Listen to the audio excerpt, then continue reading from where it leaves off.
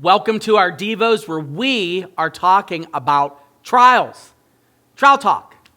This is the time when we discuss what our trials are all about. And we talked about that this weekend when we talked about having breakthroughs with trials. Well, now we're going to talk about how to handle when we have these problems that are so large and it seems like we can't get out from under them, these trials in particular. Here's the deal. Embrace the expiration date. This is a Pastor Mike-ism. It sounds really smart, so he probably stole it from somewhere, because anything that either of us say that are smart, it's because it came from somebody else. But every single problem has an expiration date. Every single problem has an expiration date. Every single problem has an expiration date. Now, when we are going through something that is horrific, we tend to think that this is the way things are always going to be.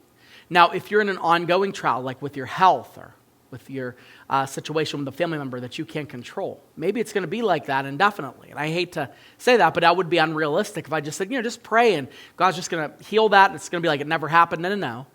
But here is the promise. The promise is that at some point, that's all going to be righted in Christ. At some point. Now, especially when we're going through a trial. Let's say you're going through a trial that is a momentary thing. Let's say right now, it's 2024, so you're going through like a financial hardship and maybe you just got laid off or your company is restructuring and you lost your team and you're working a lot. You need to recognize that most of the things that we identify as really big trials tend to end. They end. So a year from now, it's not going to matter. So if you're going through a bad couple weeks, I always think of, when I think of this type of principle, I think of tax accountants. I'm friends with, a bunch of tax accountants in the church. And the busiest time for accountants is, between January, like around this time of year, and April, right?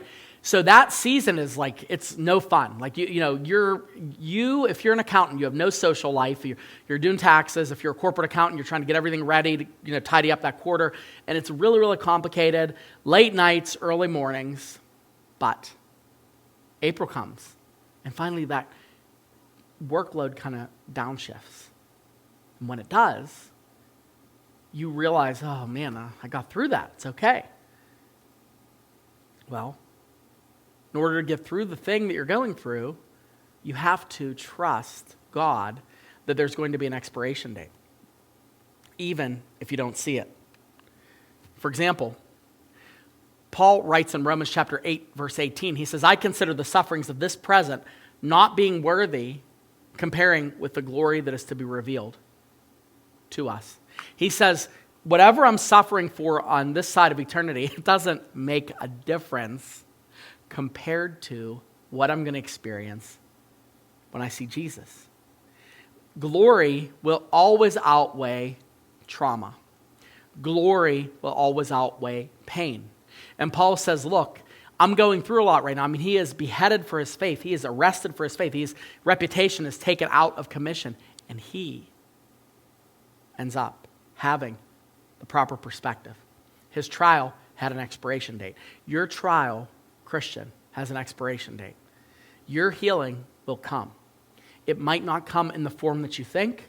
It might not come in the time that you hope. But believing in your Father, you can trust that He is working it out in the way that He sees fit.